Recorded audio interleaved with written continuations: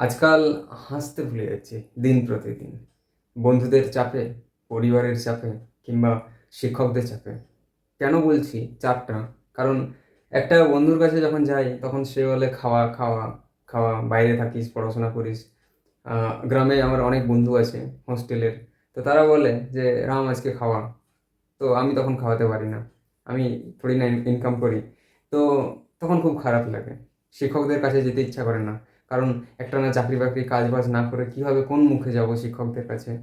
তারা যে আমাকে এত কষ্ট করে মানুষ করেছেন, তো তাদের কাছে যেতে ইচ্ছা করে না। আমার এটা একটা স্বপ্ন আছে যে আমি কিছু একটা করে অবশ্যই শিক্ষকদের কাছে, বন্ধুদের কাছে আমি অবশ্যই মাথা উঁচু করে যাবো। পরিবারের কাছে যেতে পারি না। কারণ বাবা-মা জিজ্ঞাসা করেন, ফোন করেও তো জিজ্ঞাসা করেন সবসময় যে, "কিরে এক্সামগুলো তো দিলি, পাস হলো? কি হলো? রেজাল্ট কি খবর? চাকরি-বাকরি না করলে কি করে হবে? পাশের বাড়ি ওর ছেলে পেয়েছে। তোরা কি করছিস? তাড়াতাড়ি করার চেষ্টা কর।" এইসব অনেক কথা শুনতে হয়। সেই চাপে এত চাপে আমরা কি হয় হাসতে ভুলে যাই। আমি অ্যাকচুয়ালি হাসতে ভুলে যাই। তো আজকাল আমি হাসার জন্য কিছু জোকস ভিডিও দেখছি। একজন টিচার তোমাদেরকে একটা প্রশ্ন বলছি। একজন টিচার তার ছাত্রকে জিজ্ঞাসা করছে যে, "১ মাস যদি সূর্য না ওঠে তাহলে কি হবে? কি প্রভাব পড়বে আমাদের মতো মানুষের উপর?" তো ছাত্র জবাব দিচ্ছে যে, "স্যার ১ মাস যদি সূর্য না ওঠে তাহলে অন্ধকার হবে। যেমন রাতের বেলা সূর্য থাকে না, অন্ধকার। দিনের বেলা যদি সূর্য না থাকে তাহলে অন্ধকার হবে, স্বাভাবিক।" তো এইসব শুনেই, এইসব মজার ভিডিও দেখে নিজেকে মোটিভেট করার চেষ্টা করছি। আর চলো বেশি কথা না বাড়িয়ে শেষে আরেকটা তোমাদেরকে জোক শোনাবো। তো চলো আজকে ভিডিওটা শুরু করি। আজকের ভিডিওতে আমাদের আছে অ্যাংরি উইথ আর অ্যাংরি অ্যাট কখন বসবে। এটা একটা খুবই গুরুত্বপূর্ণ পরীক্ষার জন্য, কম্পিটিটিভ পরীক্ষার জন্য এটা খুবই গুরুত্বপূর্ণ। তো অ্যাংরি উইথ কখন বোঝাবে? যখন একটা পার্সন বোঝাবে, কোনো একটা পার্সন, কোনো একটা ব্যক্তির নাম বোঝাবে, তখন আমরা অ্যাংরি উইথ ব্যবহার করবো। আর অ্যাংরি অ্যাট কখন ব্যবহার করবো? না সিচুয়েশন, থিংস, অ্যানিমাল, ক্যারেক্টার, এই চারটা জিনিসের উপর। তো চলো উদাহরণগুলো দেখলে তোমরা ব্যাপারটা পরিষ্কার হয়ে যাবে তোমাদের কাছে। আশা করি এই কয়েকটা প্রশ্নই যদি জানা থাকে তাহলে কিন্তু তুমি পরীক্ষার খাতায় করে আসতে পারবে। তো চলো প্রথম প্রশ্নটা জেনে নিই। আর এখানে প্রশ্ন লেখার জায়গা খুব একটা বেশি ছিল না, সেই জন্য আমি প্রশ্নের লাস্ট অংশটা লিখেছি যে তার আগে কি প্রিপোজিশন বসবে, অ্যাংরি উইথ না অ্যাংরি অ্যাট, কোনটা বসবে সেটুকুই শুধু আমি লিখেছি। বোঝালে আশা করি বুঝে যাবে। তো প্রথম প্রশ্ন, I am angry dash the girl. এই যে ড্যাশ দ্য গার্ল, এখানে গার্লটা কি বোঝাচ্ছে? একটা মানুষকে বোঝাচ্ছে নিশ্চয়ই, একটা মেয়েকে বোঝাচ্ছে, তো একটা পার্সন, তাহলে পার্সন। তাহলে দা গার্লটা কি একটা পার্সন, তাহলে কি বসবে এখানে? নিশ্চয়ই উইথ বসবে। হলো? এবার দেখো পরের প্রশ্ন, দেখো ড্যাশ হার অ্যাকশনস।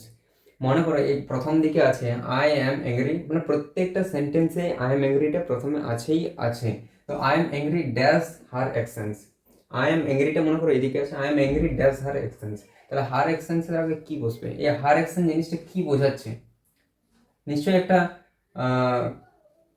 ক্যারেক্টার বোঝাচ্ছে। হার অ্যাকশনস, তার অ্যাক্টিভিটি অ্যাকশনস, তো ক্যারেক্টার বোঝাচ্ছে, সেই জন্য কিন্তু আমাদের এখানে অ্যাড বসবে।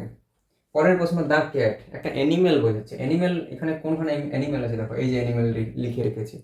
অ্যানিমেল হলে কি হবে? অ্যাড বসবে। তাহলে যে কোনো অ্যানিমেলের ক্ষেত্রে সেটা দ্য ক্যাট, দ্য ডগ, এই at the dog, at the cat, at the tiger, যে কোনো অ্যানিমেল, অ্যাট দ্য কাউ, যে কোনো অ্যানিমেলের ক্ষেত্রে কিন্তু আমাদের দ্য অ্যাট দ্য ক্যাট বসবে। মনে থাকলো? পরের দেখো দ্য সার্ভিস। সার্ভিসটা কি বোঝাচ্ছে? একটা থিংস বোঝাচ্ছে, কিংবা ক্যারেক্টার বলতে পারো, সিচুয়েশন বলতে পারো। তো দা সার্ভিসের আগে কিন্তু আমাদের অবশ্যই অ্যাড বসবে। পরে দেখো দা নেইবার্স। এই যে নেইবার্স কথাটার মানে কি? নেইবার্স কথাটার মানে হচ্ছে প্রতিবেশী। প্রতিবেশী যার কারা হয়? মানুষই নিশ্চয়ই হবে। তো প্রতিবেশী আগেও কিন্তু আমরা অ্যাড বসাবো, এই সরি উইথ বসাবো। হ্যাঁ, প্রতিবেশী মানুষ, পার্সন বোঝাচ্ছে, তাহলে আমরা অবশ্যই উইথ বসাবো। এরকম বুঝে বুঝে আমাদেরকে করতে হবে, কনফিউজ হওয়ার কোনো ইয়ে নেই। এই দুটো জিনিস জাস্ট মনে রাখবে, এই এই ব্যাপারটা লিখে রাখবে। অ্যাংরি উইথ পার্সনের সাথে বসে, অ্যাংরি অ্যাট বসে, এই সবের সাথে। শুধু এই জায়গাটাকে তোমরা লিখে রাখবে, তারপর দেখবে প্রত্যেকটা প্রশ্ন হয়ে যাবে তোমাদের। His sister, sorry sister, dash his sister. I am angry with, sorry I am angry dash his sister. His sister বলা হয়েছে। হিজ সিস্টার, সিস্টার মানে বোন, মানুষ, পার্সন বোঝাচ্ছে, তাহলে কিন্তু অবশ্যই এখানেও উইথ বুঝে যাবে। পরের প্রশ্ন, হিজ অ্যাটিটিউড। অ্যাটিটিউডটা কি বোঝাচ্ছে? অ্যাটিটিউড নিশ্চয়ই ক্যারেক্টার বোঝাচ্ছে। হ্যাঁ, তাহলে ক্যারেক্টারের আগে কিন্তু অ্যাট বসবে, অ্যাট হিজ অ্যাটিটিউড। তাহলে এই প্রশ্নগুলো আশা করি তোমাদের ক্লিয়ার হবে যে কোনো একটা প্রাণী, যে কোনো প্রাণী হোক তার আগে কিন্তু আমরা অ্যাট বসাবো।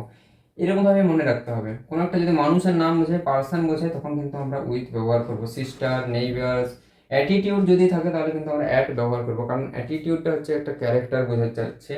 পরিষ্কার? তাহলে এই প্রশ্নগুলো, চলো এদিকের প্রশ্নগুলো দেখে নিই। তাহলে এদিকে আছে I am angry with, I am angry dash the leaders. এই লিডার্স কারা হয়? একটা মানুষই হয় নিশ্চয়ই। তাহলে কিন্তু আমাদের এখানে পার্সন বোঝাচ্ছে যেহেতু, তাহলে এখানে কিন্তু উইথ হবে। ড্যাশ হিজ কোচটাও একটা পার্সন বোঝাচ্ছে, উইথ হবে স্বাভাবিক। Dash the twins, dash twins মানে এটাও নিশ্চয়ই পার্সনকে বোঝাচ্ছে, তাহলে উইথ দ্য টুইন্স হবে এখানেও। পরের প্রশ্ন, ড্যাশ দ্য ওয়েদার মানে একটা আবহাওয়া যদি হয় তাহলে একটা সিচুয়েশনকে বোঝাচ্ছে নিশ্চয়ই, হ্যাঁ। তাহলে তখন কি হবে? অ্যাট দ্য ওয়েদার হয়ে যাবে, at the weather. Dash the duo মানে দুজন মানুষকে বোঝানো হচ্ছে, নিশ্চয়ই পার্সন, তাহলে হয়ে যাবে উইথ। পরের প্রশ্ন দেখো, ড্যাশ মি বা হিম, মানে এই প্রশ্নটা যদি এরকম থাকে যে হি ইজ অ্যাংরি ড্যাশ মি, তখন কি হবে? তখনও কিন্তু এই উইথ হবে। এদিকে মনে করো হি যদি থাকে, হি দিয়ে যদি শুরু হয়, he is angry dash me, তাহলে he is angry with me. কিংবা I am angry dash him, I am angry with him আর মি পার্সনের জন্য বোঝাচ্ছে, ঠিক আছে, সেই জন্য আমরা উইথ বসাচ্ছি। তো আজকের বিষয়টা অ্যাংরি উইথ আর অ্যাংরি অ্যাট আশা করি তোমাদের পরিষ্কার হয়ে গেছে। আর এই কটা প্রশ্ন খাতায় পরিষ্কার করে লিখে রাখো। আশা করি তোমাদের পরীক্ষার প্রশ্নে আর এর থেকে বাইরে কিছু হয় না। অ্যাংরি উইথ অ্যাট মানে এত সহজভাবে এর থেকে আর কিছু হয় না। তোমরা একটা স্ক্রিনশট নিয়ে রাখো আর খাতায় লিখে রাখবে, অবশ্যই খাতায় লিখে রাখবে। তো আজকের ভিডিওটা এই পর্যন্তই ছিল। আশা করি তোমাদের অ্যাংরি উইথ এবং অ্যাংরি অ্যাট ক্লিয়ার হয়ে গেছে। শেষে তোমাদেরকে আরেকটা জোকস শোনাতে চাইছি, যেটা হচ্ছে একটা বট গাছের নিচে দুজন বন্ধু বসেছিল, তোমার দুজন বন্ধু, ঠিক আছে। একজন দেখতে পায় না, একজন চলতে পারে না, দৌড়াতে পারে না। একজন চোখে দেখতে পায় না, একজন দৌড়াতে পারে না, মানে হাঁটতে পারে না আর কি। এবার ওরা দুজন বেশ গল্প করছে বট গাছের তলায় বসে, বেশ গল্প করছে 1 ঘন্টা 2 ঘন্টা ধরে। উপর থেকে হঠাৎ করে একটা আম পড়লো, দিয়ে তারপর আমটা কে পাবে? প্রশ্নটা হচ্ছে এটাই, যে দুজন কানা খোড়া বসে আছে, আমটা কে পাবে? প্রত্যেকে আমটা যে পড়লো, আমটা কে পাবে? এই প্রশ্নটার উত্তর আমি চাইবো তোমরা কমেন্টে আমাকে দাও। কানা পাবে না খোড়া পাবে? তো অবশ্যই কমেন্টে দেওয়ার চেষ্টা করো। আর যদি কমেন্ট না করো, পরের দিন আমি বলে দেবো। তো আজকের ভিডিও এই পর্যন্ত। Tata, bye bye.